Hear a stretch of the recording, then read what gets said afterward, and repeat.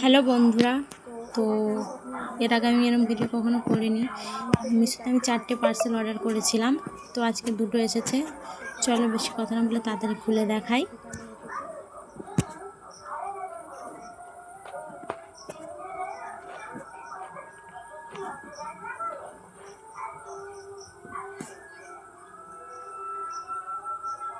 দেখো কত সুন্দর এসেছে, ঠিক যেমনটা দেখেছিলাম তেমনটাই এসেছে। এবার আরেকটা খুলে দাও।